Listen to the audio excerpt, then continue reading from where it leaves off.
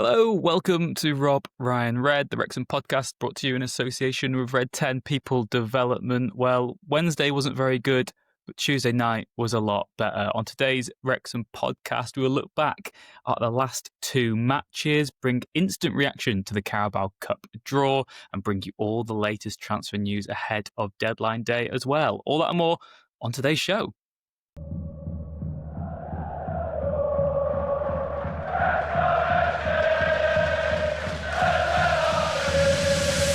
Rob, Ryan, Red.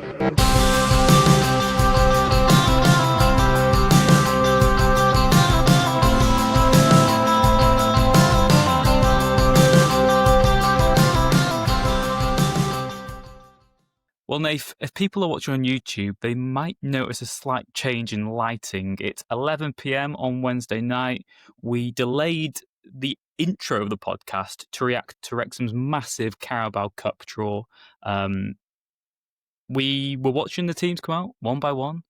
Man City, Liverpool, Chelsea, Newcastle, Aston Villa, Tottenham, Grimsby Town, Reading at home. Instant reaction, how are you feeling? Jack Marriott to score? It's quite literally instant. It is 10:54 p.m. I was waiting for that, first ball out, and you got Arsenal away, and that's you got Arsenal at home. That's Port Vale.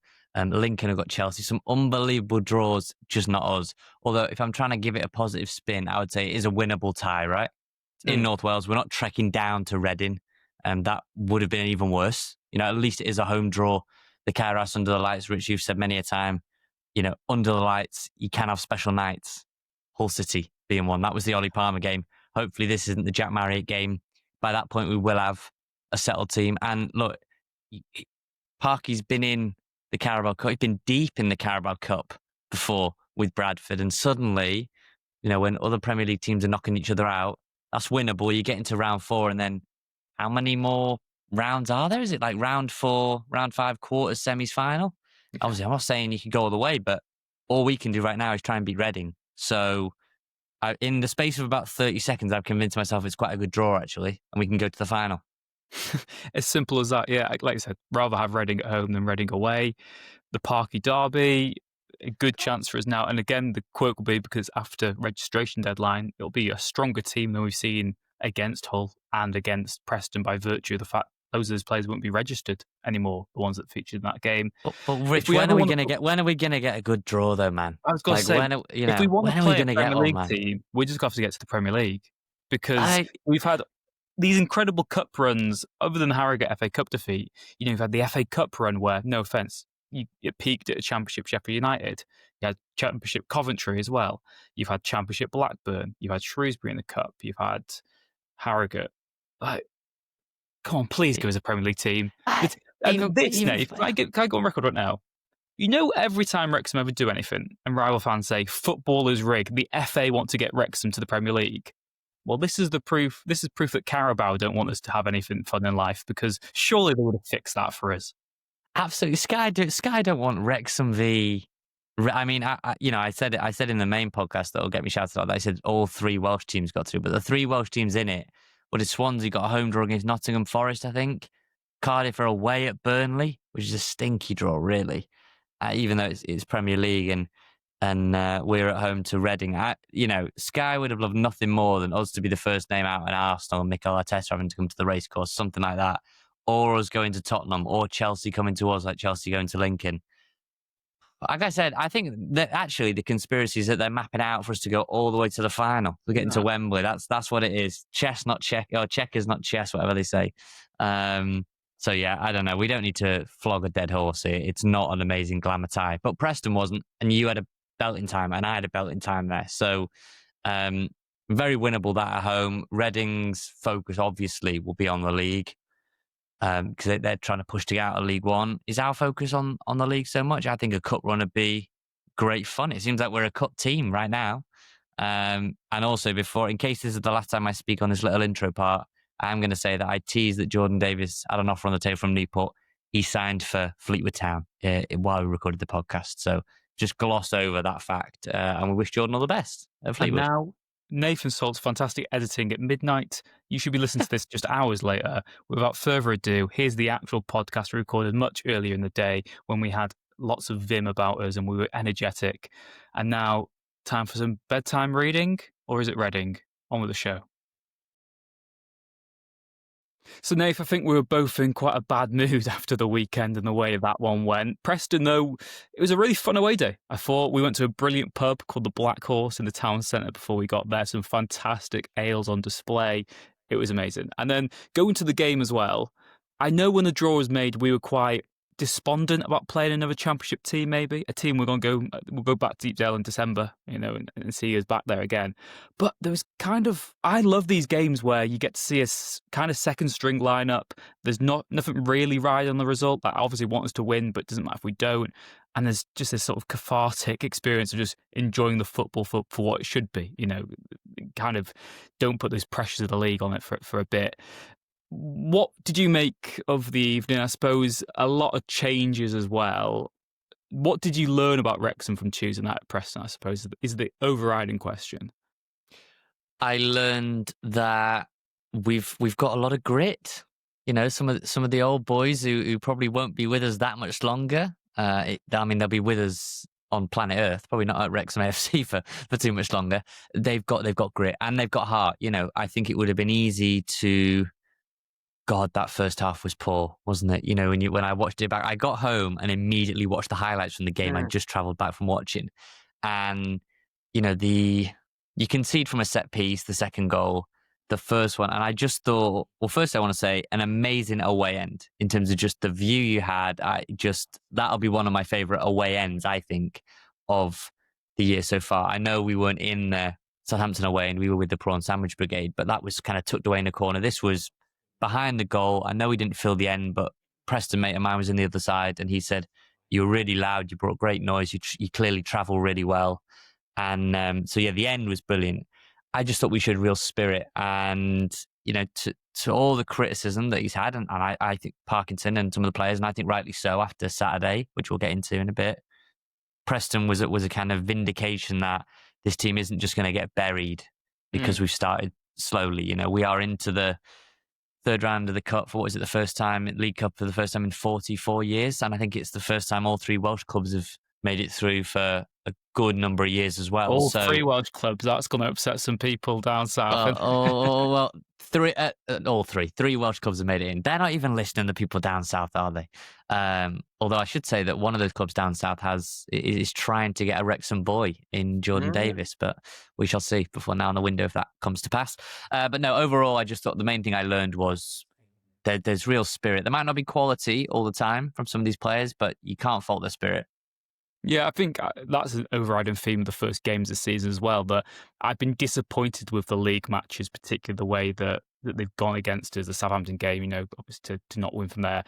Sheffield Wednesday at the weekend, I was really not happy with that second half performance. Again, we'll get onto that maybe a bit later. But we've not been heavily beaten in any game this season. There might be one game that's similar to Reading away last season where we just have an off night, and that's fine. But I don't think this team's going to get thrashed or get tonked.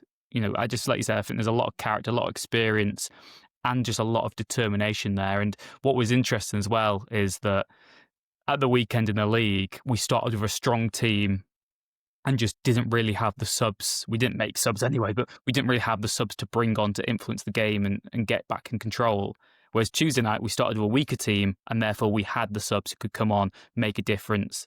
And, that second half performance, regardless of how critical I will probably be of Parky later, for the Wednesday result, I thought that was just showing that, look, we can influence it. We maybe can do things a little different. We were out of ideas at the weekend, but by virtue of not starting our strongest team, we then had those options on Tuesday night. So maybe the overarching theme of this week is still squad depth. Saturday we didn't have it to change the game. Tuesday night we did because of the lineup we chose. And there's a couple of performances in particular. I thought, starting with the debutant Callum Doyle, he looks very, very impressive. One particular moment, I think it maybe in the build up to, he gets the pre-assist for Harry Ashfield's goal, which is so smart on the edge of the box. Looked like he's going to volley it, cut the ball back inside to Elliot Lee. He lays it off to Ashfield, deflected goal. But before that, Doyle got the ball in one of the channels. He's probably about 35 yards out from goal, and everyone's screaming, pass it out left, pass it out left. I think it's either Longman or Mendy to his left, and that looks like the obvious pass. And instead, he tries this ambitious ball that no one saw coming, curls it inside the defence, cuts the defence in half. Hardy runs onto it, can't get there, but the keeper and the defender sort of collide and we get a corner from it. And it's just that creativity. Doyle has not only got to be an exceptional defender, and he has bags of experience, but his outball is so good. And I think that gave me so much encouragement for the weeks ahead, that we've now got a proper ball-playing defender, someone who can really break the lines and can create from deep, which I think we've been missing in the last few weeks. And anyone else for you that stood out? Well, yes, there is. But I just wanted to quickly say on Doyle, I thought he was great. But I also thought Brunt, when he came on, and he did get name-check Lewis Brunt from Phil Parkinson, I thought he made a real impact, which is quite hard to do from left centre-back. It's easy if you're coming into central midfield or you're coming on as a forward like Kieffer. It is it's easier to spot their impact, right? But when you watched Lewis Brunt closely, who I think his season's been pockmarked by a couple of good things in games and then a couple of bad things. I thought he was actually quite good against Southampton with Kikache. And we should say, there are a couple of people that saw us getting in quite late due to our sort of rendezvous to the Black Horse. But we basically arrived at Deepdale at the same time as Libby Kikache. He just arrived in a much nicer car than our walking boots. But he was there, Libby Kikache, and hopefully he is back very soon. But Brunt, I just thought, really did get us on the ball. And that's not to say Doyle didn't, but I just thought when it was real crunch at the end, and looking back to the highlights, actually, there were a couple of tricky moments. I think Arthur makes a big save over the bar. There's one diving full stretch to his left. It just bends around the post. So Preston did have a couple of opportunities. I think it was Thierry Small, former Charlton. He had a couple of chances. And I just thought Brunt, he's probably thinking right now, my spot has gone or is about to go.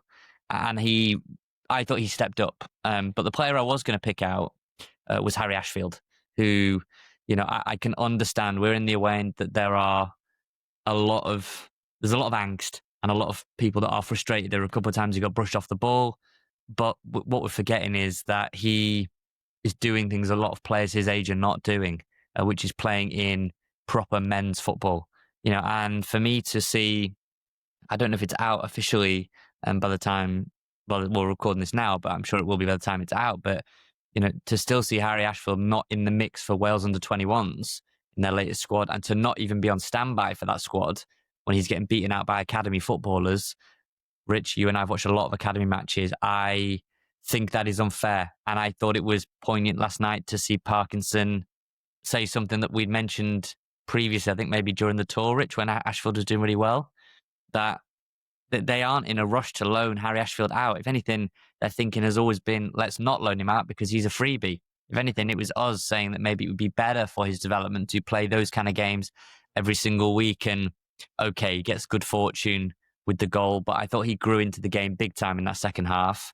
He was on for a long time, and just the celebration, I had to give him a shout out for the celebration, smacking the badge to the away end. And, if he wasn't playing or he wasn't in the squad, he'd have probably been in the away end with us lot. So it's easy to root for those kind of players. So yes, Doyle was good. I thought Longman was good. He was aggressive. He was more aggressive than Mendy 1v1. Kieffer, obviously, you might want to touch on, but for pure vibes and fandom, Harry and his goal, he got a goal, key goal. Harry Ashfield for me deserves all the plaudits from last night. I've also said on Ashfield, he's now at a stage where you look at previous youngsters. I'm not even just saying Max. I'm looking back to the non-league days where sort of George Harry knocking about. Ollie Marks was there. Doug Farm didn't really get a chance. And they had to be of a certain level to make an impact at National League level. To be a youngster who can come on and contribute at the Championship level, you've got to be an exceptional young talent. Do you know what I mean? Max has already had 4 seasons of playing regularly and getting chances. Harry's not had that. He featured a bit last season, but his entry level is so much higher than a lot of previous Wrexham youngsters as well, that I think you can often take for granted how good he already is. Because if you got to see that talent at National League level, he could have been a starter, and playing regularly then and been on this journey. The other two things I want to say, like you said, Kieffer, I mean, you want to get from Kieffer Moore. Slightly concerned how over-reliant we are already on the target man, just as a tactic again. And maybe the fact we've not got a natural replacement in the squad for when he's not available. But someone I want to give a shout out to, I know you do as well, Nath, George Dobson. I think that was the key change for us on Tuesday night. I think that the midfield has been a bit too sluggish at times this season, been really caught out with the breakneck speed of the Championship. And I think we were as well on Tuesday night. I think as much as I love him, I think we were poor when George Evans was on the pitch. And as soon as we brought George Dobson on, the tempo went up. We got in control. We were doing things a bit quicker. There was some really nice change of play, and there was just a bit more energy, about the place. So I think George Dobson is making a real case to be in that strongest Wrexham lineup right now, because he's proven that he can do the harassing. He's got the energy. Yes, he might predominantly feature as a substitute, just given the way that he plays. But I think a lot of Wrexham fans would have George Dobson in their strongest 11 right now. Yeah, well, I mean, we played the sound last week from last week's show where he said, look, I've never played at this level before. I can't make mistakes. If I make a mistake, it gets punished. And he is in an area where there's a defender, or there's defenders behind him, and they've got that second back, and then a goalkeeper. So we know that Danny Ward, if he makes a mistake, or Arthur makes a mistake, it's in the back of the net. The defender makes a mistake, it's most likely in the back of the net. Dobson maybe has got more room to make mistakes, but I think he's making the fewest right now of those midfielders. We're going to get onto it in a little while, but I actually don't think the shape of the team is right now. I don't think the makeup of that side is right to thrive in the long term. And, I think some of our concerns are playing out in real time about the wing backs, about the shape. And that's all true. But Dobson particularly, he's fighting to stay in this group. He's seen all these midfielders linked, the one that there's bids in for this midfielder and that midfielder.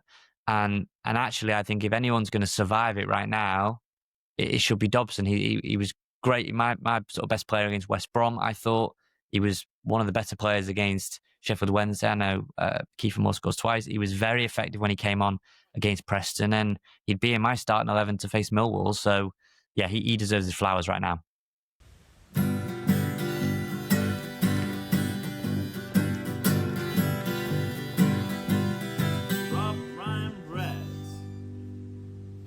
Well, we wanted more, Nath. We got more, and maybe we do still need more. Kieffer came off the bench, got the winner. I mean, it was a beautiful Phil Parkinson goal, wasn't it? And I suppose, again, as we previously just mentioned, it's this over-reliance on a target man, and that is just the way we play football. That's no shame in that. I'm not saying that playing long ball football is a bad thing. It's an effective way to play. But we saw at the weekend that without him on the pitch, the game plan just was ripped to shreds. There was no out ball, and it all fell apart very quickly. We looked completely lost and devoid of ideas. And as good as Tuesday night was, it ultimately was still bring on the target man to get the result, and that worked. Kieffer Moore, though, does Wrexham's promotion bid to the Premier League over the next 2 years just hinge solely on him? Because right now it feels like if Kieffer's not on the pitch, and we saw it against Southampton on the opening day as well, as soon as he went off injured, we lost any sort of foothold in the game. As good as Kieffer Moore is, and this is a big positive because he's been bloody brilliant, he's going to get some suspensions. He might get a few injuries. He can't play 90 minutes twice a week. What can we do? I think if you look at, you mentioned it, the Southampton game. Southampton are a good team, but evidently we were not the same when Kieffer Moore came off. I think anyone with two working eyes could spot that, right? Hull City in the Carabao Cup, Kieffer doesn't play. We don't really play until we bring Ollie Palmer. Target man, a less polished version of Kieffer Moore onto the pitch. We then get to penalties, and Jack Marriott, who we should say good luck in League One with Reading. Jack Marriott has gone there. He is officially a Royal now. And Wrexham actually got a fee for a player, which, can you believe that? So I've lost my train of thought there, because Wrexham actually got a fee. That blew my mind when I saw that undisclosed fee coming our way rather than going out. So, the Hull City game, you bring on Ollie Palmer, that changes the game. Target man, not a surprise. Sheffield Wednesday, Kieffer Moore picks up a bit of an ankle problem. I spoke to him after the match. He said, look, yeah, it's something I'm dealing with. I'll be fine for Wales. I'll be fine moving forward. He was obviously fine at Deepdale. A bit of good fortune from the keeper who makes a mistake, and Kieffer Moore's there to slot it in. Game changes at Preston with Kieffer Moore coming on. Game changes versus Hull. Game changes versus Sheffield Wednesday when Kieffer Moore goes off. Ryan Hardy, I think he's probably sewn up goal of the season already. We didn't mention that in the first section. I mean, you'd struggle to...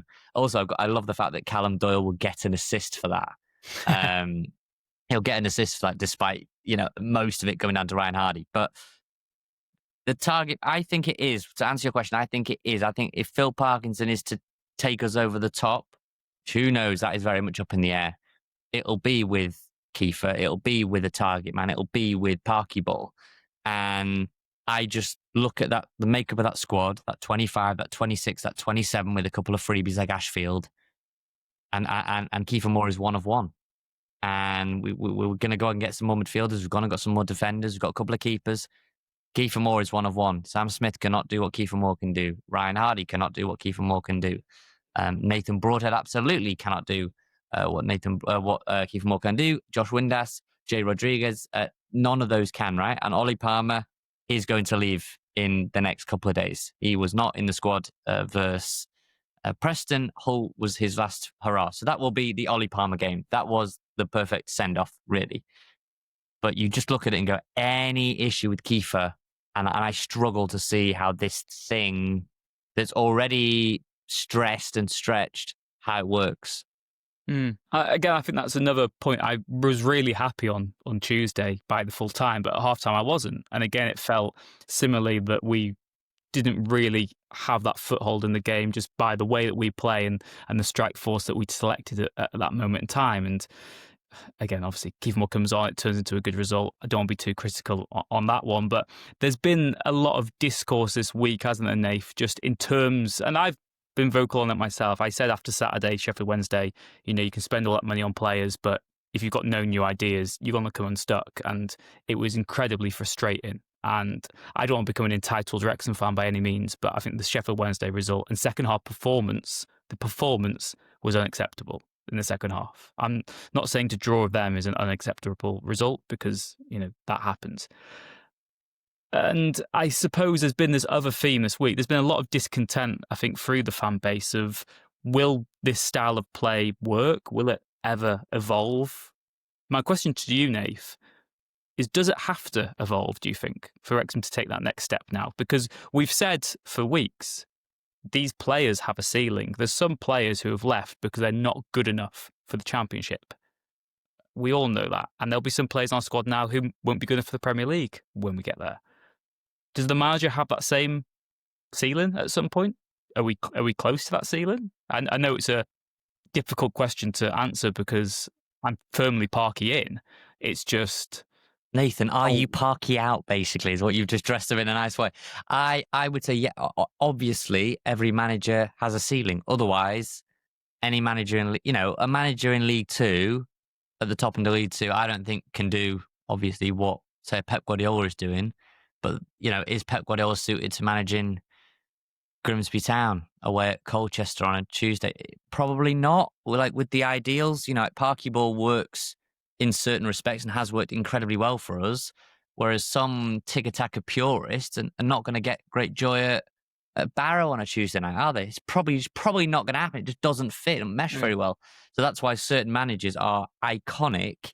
Neil Warnock, incredible in the EFL, arguably the greatest. We might have even had this debate previously. Arguably the greatest EFL manager ever. You've got to be up there. But yet in Premier League, he hasn't really done much, has he? Because stylistically, just the EFL suits what he wants to do, which is a little bit more agricultural, a little bit more traditional.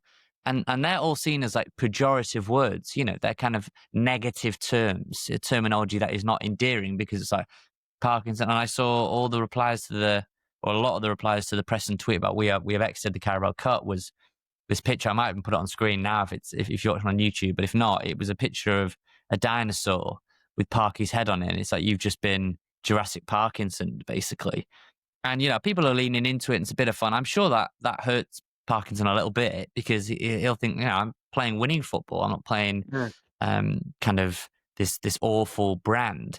But I think the idea that he's suddenly going to evolve into a style that he never has, I just don't think I don't think that's going to happen. And I'm not going to hold out hope. I know there was some talk about we need to look at the shape as a staff. We need to look at the tweaks and amendments. I don't think they've made many alterations or tweaks to the plan across any game. And we're going into Millwall this weekend, a very, very tough place to go. And I would love for us to win there. We'll get a point there. But if we don't get a positive result there, you will have gone winless through the opening month of the league, right? And you'll have the highest spend, is it net spend of any team in the Championship? What was that tweet about? We've got a higher net spend than Inter Milan or something quite crazy. So, it's early days, yes, but I think some of the things that people have come back at us on are things that you just know won't change. So the wing backs, again, in that first half, I think it was Theo Carroll for Preston and Charlie McNeil for Sheffield Wednesday. They especially in the Sheffield Wednesday game, James McLean, I thought, was completely exposed, really, going forward and back. Ryan Longman, I thought, had a poor game. He was better against Preston. Barney was trying to be purposeful, but again, I thought you saw Mendy in that first half and at the start of the second. How easy it was for people like Theo Carroll to get in behind Lewis Dobbin, players like that.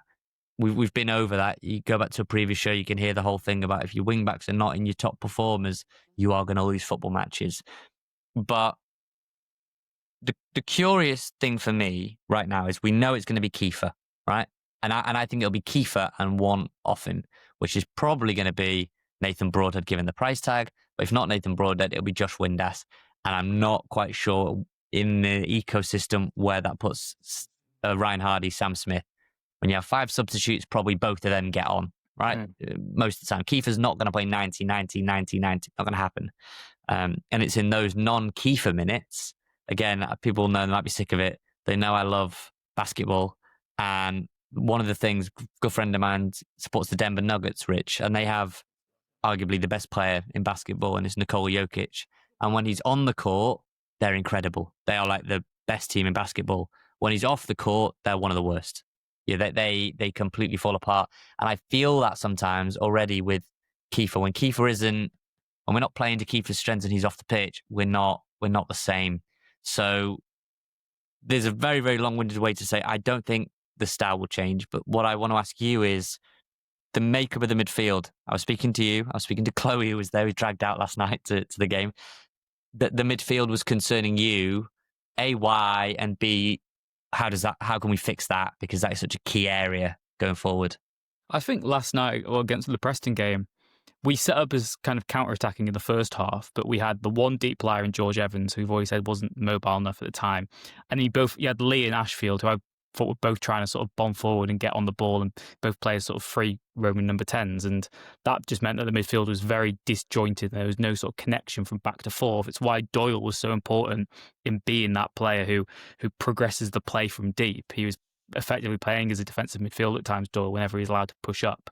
So for me, I think going forward, what I want to see and what I've kind of gone back to from these first few games is, we're not the big fish in the pond anymore. We've got to accept that. And again, maybe that's something that you look at when you look at our style of play. We've been good because we've had better players than a lot of teams for the last 4 years. And now we're at a level where we don't have better players than every team we play. And that's fine. That's not a criticism. That's just the environment we're in now. So I think you've got to be a bit more pragmatic. And maybe that's why Parky Ball will eventually be a success in the Championship. It just needs that tweaking. And for me, I think the key part now, other than the wing-backs and Kieffer Moore, is having 2 deeper midfielders and then 1 to connect the play. Just because I think you've got to be so talented to be a deep line midfielder in the Championship anyway. I don't think this Wrexham team right now has that player who can play as an anchor by themselves. We've got people like Matty James, who's really good on the ball, but his mobility is a problem. And you've got the flip of that in Dobson. And I know Dobson's better with the ball than he gets credit for, but he's much better as a harasser and someone who covers a lot of ground. And ideally, you need to go back to Parky's lab. You need to somehow fuse this Frankenstein monster of James and Dobson together, and you've got someone who can play in that pivot alone. But right now, we don't have that, I don't think. So for me, I think you've got to play I'm not sure how it would work because, like I said, Dobson and O'Brien, is that still two attacking? Are they both two box to box? I don't know, but I think you need to have two deep midfielders in this lineup right now because they not only shield the back three, but they can compensate for the wing backs, who I don't think any of them, maybe other than Kakache, are good enough defensively. So I think for me right now, the key change is you've got to have two holding midfielders in that lineup. Yeah, Millwall particularly, you're going into a tough environment there. You know, they are just very gritty, and that is just a difficult place to go as an away fan. And I will be going there, and as a visiting player, as an away player. And I think we would be well served to lean into our agriculture there, set up two in front of the back three, and that is very defensive. Don't get me wrong, but in Ryan Barnett, I think you do have genuine pace there. You know, I think there have been some question marks about him. I actually think he's had quite a strong start to the season, even with the defensive frailties. We're understanding that he is a player that is coming up through the leagues.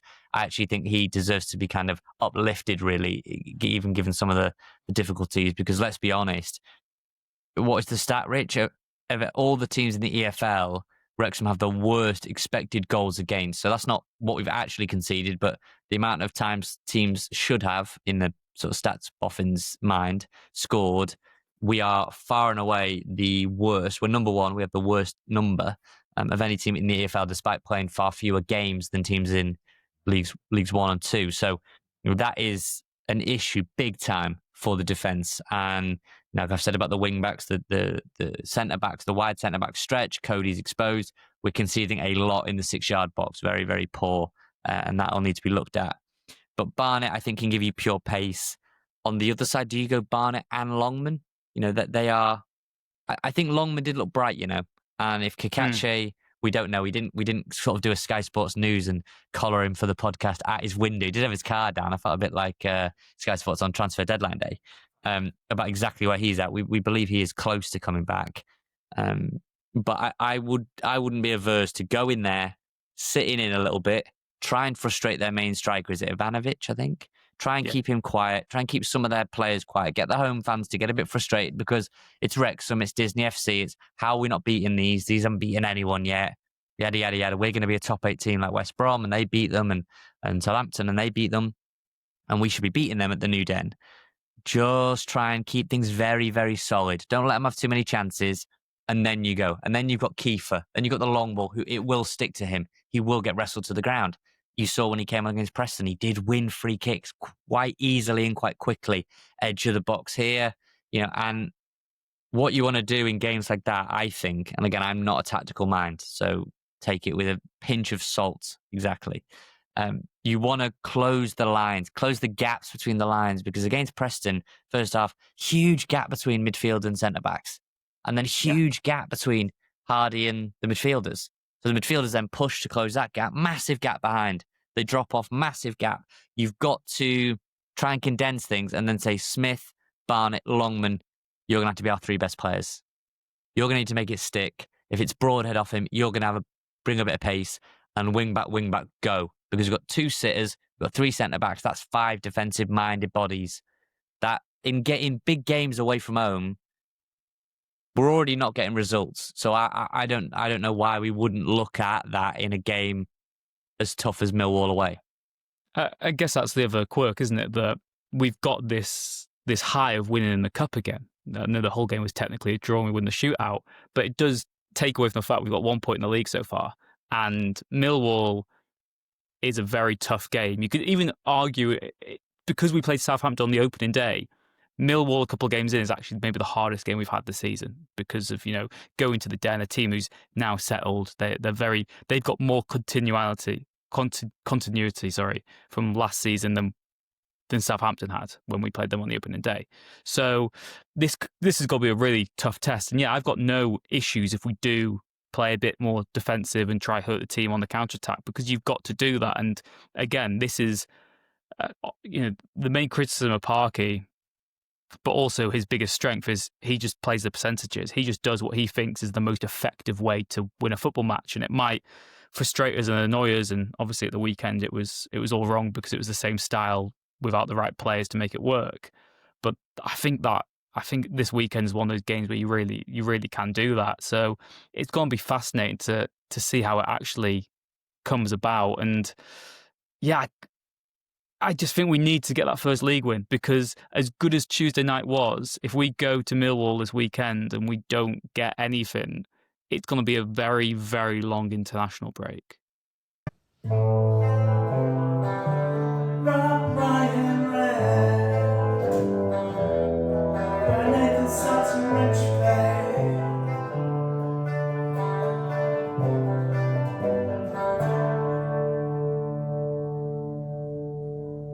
Right, Rich, because I, we went to a break there because I just couldn't bear the thought of going into the international break without a win, because that is the worst time to have an international break, as you know, for a manager, when you haven't actually got the results you need. But we will keep fingers crossed for that. Millwall, like I say, just a very, very sturdy, well-drilled team that are very experienced campaigners at the level. I thought we'd look then, because it's a couple of days left of the window, Rich, and I just wanted to read you a little thing. I don't know if you saw this in the Financial Times, obviously something that we read, you and I read all the time. Every day. That Wrexham are expecting commercial income of around 20 to 30 million this season. So I'm assuming, I suppose it's open to interpretation. I thought they meant from the League One. But even if it is this season, it says expected commercial income of around 20 to 30 million this season, the same as a mid-table Premier League club, with total revenue, maybe it is this season, with total revenue estimated to be around 50 million. And retail has also been a big earner for the club, with the club selling 100,000 kits. Now, I mention that to say that Wrexham are not done in the transfer window. It looks the case right now that the bids have gone in for multiple players. Andy Irving was one at West Ham, who I text a friend of mine who covers West Ham. He is the most incredible footballer ever in my mind, because he's a Premier League footballer I've never heard of. I've never seen his image. I've never seen his name on any video printer or story. I've never heard of him ever as a Premier League player, which is incredible. And that looks like it's broken down. I'm led to believe that he or his partner is a school teacher in South London. So that is obviously particularly difficult in terms of the relocation and whatnot. And it looks like Millwall, obviously in South London again, are looking to make that move. Probably been given indications that he needs to stay around that area. But Jordan James, Wrexham versus Ipswich. That's a battle. We need Agent Kieffer and Nathan Broadhead and Danny Ward to be getting on the phone there, because again, Jordan James for what looks to be a 4.5 million, that kind of region move. Bargain for Jordan James. And then if reports are to be believed, Will Smallbone, who, I have to be honest, speaking to someone weeks ago, Southampton have been trying to get rid of Will Smallbone all window. And Wrexham, according to Alan Nixon, who has been pretty busy on Wrexham this summer, Wrexham is supposedly put in a £7.5 million bid. We have a few days left of the window. Reports are coming out every day now. So Jack Marriott is gone. Ollie Palmer is set to leave. I know Swindon are really keen on Ollie Palmer, as are Bristol Rovers. Tom O'Connor, he's free to leave, basically. There's interest from him. Looks like Ashfield will be staying now. How else do you see it? Because we were looking at some of the others, George Evans, Mendy. Are you expecting a busy end to the window in and out, or just the outs? I think both, to be honest. I think the club are going to still do as much business as possible. And I think, you can get easily swayed by the that Carabao Cup game. It's still two largely second string teams battling it out. Key players come on towards the end, and you win a game right to death from a disgusting goal, basically, a keeper error. I think we deserved that win, but it's not as if everything's now fixed. Saturday was really alarming for me, and the way Barry Bannon looked like Beckenbauer was terrifying. I know he's a very talented player, exceptional, but it was the fact that we just catered to him. He didn't have to move, he didn't have to do anything. He's always had space, and I think that's what I want from a Wrexham midfielder this summer. Like I said, I think we've got this weird mix in midfield where we've got aspects. I like some what James does. I like what Dobson does. O'Brien looks really good. I'm still not entirely sure in my mind. I've not made my mind up of where I see him best as in this lineup. Cannon, he looks like he's going to still be out for quite a while. Wouldn't be surprised if he's not registered. And it sounds like on the Cannon thing, it sounds like a good while. You just said it there, like maybe another 4 months. That was a word that was put to us. Rest of the year. The rest of the year. That's what it sounds like. All indications the rest of the year now. Sorry to interject your point there. Is that it's obviously not in Wrexham's favour to have Andy Cannon out of the group. Obviously, that's not a good thing. But was he another that if he was fit, would he have been in at risk? You can get injuries at really unfortunate times, Rich. He's got one at a time we're spending millions and millions and buying about 500 million midfielders. So it's the same for Rathbone. You know, what might have been had Rathbone start the season and started well, and would you then go and it's a funny old sliding doors moment sometimes with injuries. Yeah, and Jay Rodriguez, I mean, we wouldn't have had to sign Kieffer Moore, would we? We wouldn't be doing this podcast if he'd stayed fit. But you look back to last season as well with Jack Marriott, you know, if he hadn't got injured, what would have happened? Would we have signed Sam Smith in January? Would we have needed to? What would have happened, you know, in all those? And again, you completely forget Rathbone, Thomason. Thomason could be the answer. He could be the midfielder I want. I just genuinely forget about him when we're doing this podcast because we've just not seen him yet. And it's very difficult to make the argument, especially when you're saying, you know, Jordan James or someone. When you actually look at, like I said last week, when you look at the amount of midfielders we've got, it's hard to argue go buy another midfielder. But we quite clearly do need one to make it function again. And I still will stand by what I said last week. I still think there's area for improvement in attack as well, just because we are so over-reliant on Kieffer. And other than him, I still don't quite see that goal scorer. I think Hardy looked so much better on Tuesday night, but again, it's the context of the match. I still, as good as his goal was at Preston, he should have scored against Hull and against Southampton probably, but he didn't. So, you know, he's kind of at a neutral point right now. And in terms of exits, I think, you know, with that financial power we've got, I don't think we're under too much pressure to sell ourselves, just because, you know, if someone's still knocking around next week, you maybe just offer them mutual termination or something. I know it's not ideal and it's a bit of a hit, but we've got that as a backup, where in terms of player additions, if we've not signed a player by Monday, we can then only sign free agents beyond the deadline, which I don't really think we'll be in the market for this year. It doesn't seem like that's our approach.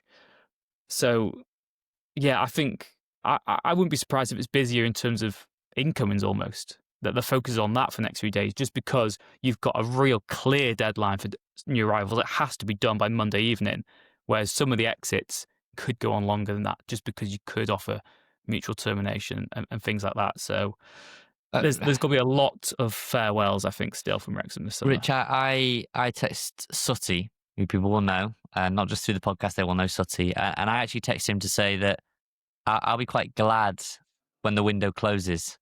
I know this is really fun, and that is the fun thing as a fan. And a new player, and we put a bid in, and Wrexham are splashing the cash. And I put that post out on our Twitter page about all the money Wrexham have spent, 23 million with add-ons rising to 33, and 250,000 impressions, and loads of people had seen it and sharing it, and that is exciting. I understand that, but there comes a point where we've basically just turned the jigsaw over, with all the pieces have fell everywhere, and now we're saying, right, we need to solve this now. Like, it needs to be, and you haven't got time. Like every piece that you get wrong, other people are solving these jigsaws and these puzzles faster than you, right?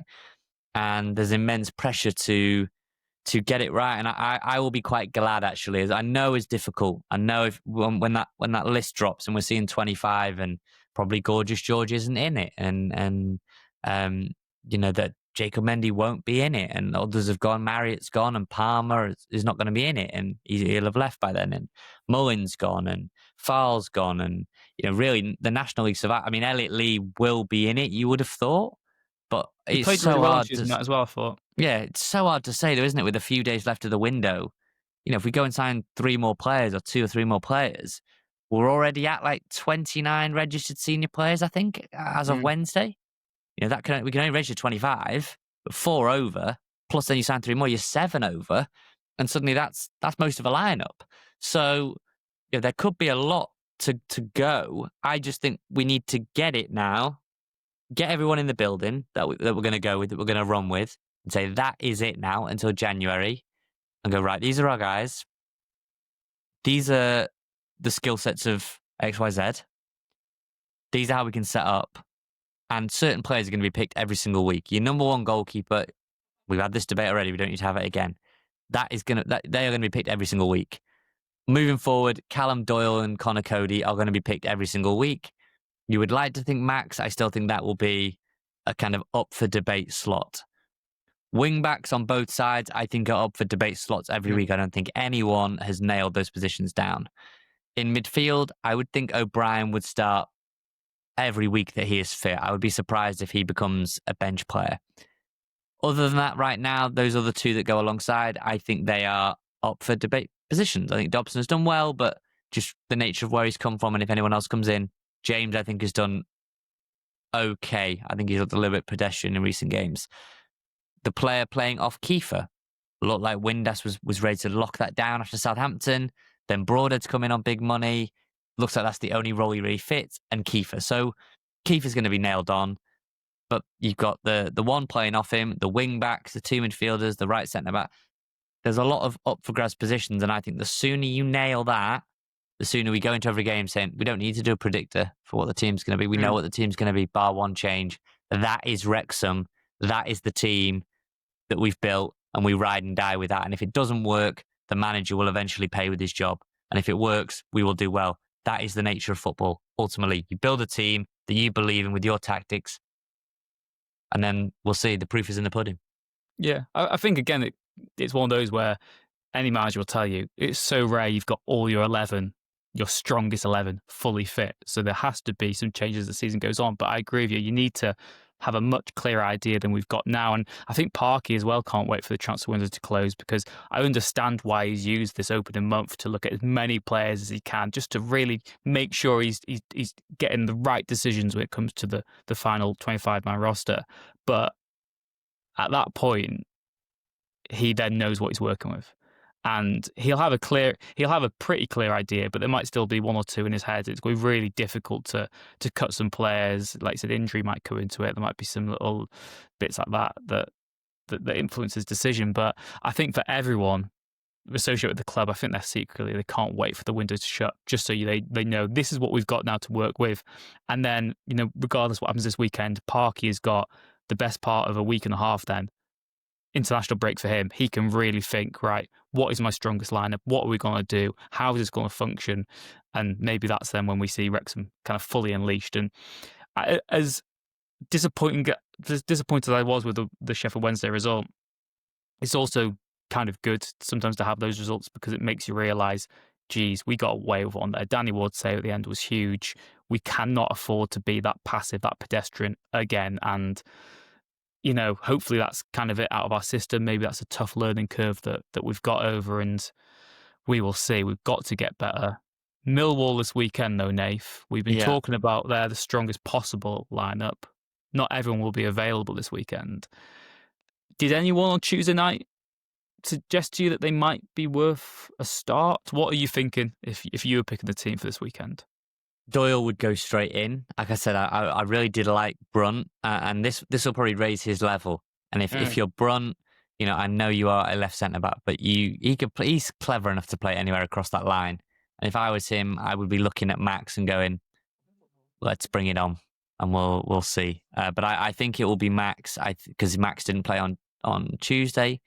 I think it'll be Cody again, rested on Tuesday, and Doyle was brought off after an hour, maybe a bit before, something like that, which suggested to me that he will play on Saturday. The wing backs, I think Ryan Longman was effective when he came on. I know it's different coming on late in a game. Players will always tell you that. Hang on, I've done all the groundwork. Mendy might say, hang on, I've had the fully fit, fresh player coming up against me. I've ground them down, and then Longman gets to come on and kind of go up against tired legs, right? But I did think he merited it, and I personally would go, if Kakache is not able to go on Saturday, I would go with Longman and Barnett. I would play Longman as your left wing back. I wouldn't go back to McLean. There's something about McLean at Millwall as well that just feels like the most fever pitch environment that I don't actually think would, as fun as it would be maybe at the beginning, I actually don't think that would translate into the kind of the win that we would want on the pitch, right? I think it might get a little bit kind of OTT there. So I would go with Longman and Barnett. I would go with 2 sitters if I could. I'm so wary of putting James in there because Millwall are good in that midfield area. But yeah, maybe I would go. Maybe I would ask Dobson to just play a more defensive role. You don't need to bomb on and get forward. Have James and Dobson in a more screening anchored role and give O'Brien the kind of freedom to roam a little bit around. And then I would have Kieffer. And if Broadhead, I don't know, he seemed to have a foot problem. If he's not good to go, I would probably play Hardy off Moore. Again, maybe a hot take. I'd say even if Broadhead's fully fit, I'd play Hardy this weekend. Again, maybe there's an extra level of expectation with Broadhead. I know he's a new signing coming to a squad where he didn't have the full pre-season with them, and his position isn't what he's ever kind of played before. But I've not been impressed with him from what I've seen from the first couple of matches. It's very early days. I'm not saying he's a bad signing whatsoever, but I just think Moore and Hardy, that feels like a proper strike partnership to me. That feels like that's got something about it. And particularly, like you said, if we're going away to Millwall this weekend and we're not actually going to have too much of the ball, maybe you can afford to then have that. The out ball is Kieffer. He can hold it up to Hardy, who can hopefully get into those channels, stretch the defence. So we will see. The final question. I was going to say, does Moore and Hardy sound more like an ITV1 sort of a crime duo, or more like solicitors? I don't know. Or is it like sort of film noir comedians, mime artists, Moore and Hardy? I can't really work out that's what they Hardy, isn't it? That's quite easy to go. I think maybe that's a bit easy, but something like Off the Bill, pair of like colleagues at the Bill or something like that. I don't know. Moore and Hardy. Maybe they go by their first names instead. But yeah, it's Moore and Hardy. It just sounds badass. So I think it does. Fine. Before you wrap it up, I just want to say I would have Harry Ashfield on the bench, and I would use him. He was on the bench against Sheffield Wednesday. Could he not have come on and just been a pest and followed Barry Bannon around? We've got hindsight's 2020, I understand that, but there's clearly a role for Harry Ashfield to play. Parker said it himself. In training, he is dominating these sessions. Like, he is killing it, and he's earning his place and he's earning his spot, and that shouldn't just be the cup, because however long that run lasts, right? So, yeah, trust in Harry Ashfield, because more often than not, he doesn't let you down. This weekend, then, Nath, Wrexham getting their first win of the championship season. You don't have to be overly positive if you don't want to. I just want realistic opinion. What do you think this weekend? No, I don't think we. I very high on Millwall. My realistic answer is I think we lose at Millwall, but I just want to see. I just want to see us do it differently, I suppose. I just want to see us compete in the game. That's all I want. Like, yes, I would be disappointed if we lose. Don't get me wrong. But I just want to see us compete. And we competed at Southampton. And I know a lot of people weren't too despondent by that. We competed. West Brom, we competed. I felt like they dominated the game. They were the better team. But we competed. Hull, obviously, we competed. Won on penalties. We competed last night. You bet against Preston. You bet we did. Sheffield Wednesday in that second half, we didn't compete. Yeah. And again, that's what annoyed me. Pre-match, given what was happening off the pitch, I wouldn't have been too bothered if we drew, just in the sense of I wouldn't have been as angry as I was given the man of the draw by the end of it. Do you know what I mean? Like, that happens. So we've been that team that's got a really spirited point before, against all the odds. Like, we've done that loads of times. I've seen us so many times come from behind and do that.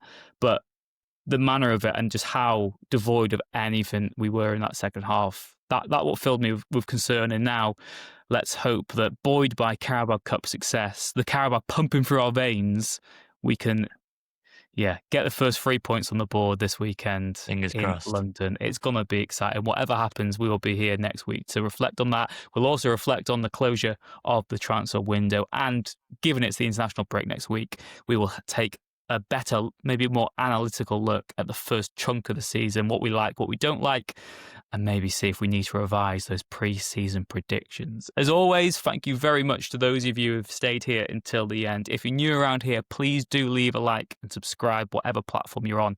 It really does help. If you're not watching us on YouTube, please head over there, like the video, share the videos. Again, we're just trying to grow, and we really appreciate all the feedback, all the comments you give us. They do mean a lot to us. We don't always have the time to get back to them, but we do read every single one of them. So thank you very much. Thank you to Red 10 People Development for their continued support of the podcast, to Wrexham-based band Hypnotic for the music that stings. Take care. We'll see you on the other side. The Wrexham AFC podcast with Nathan Salt and Rich Faye.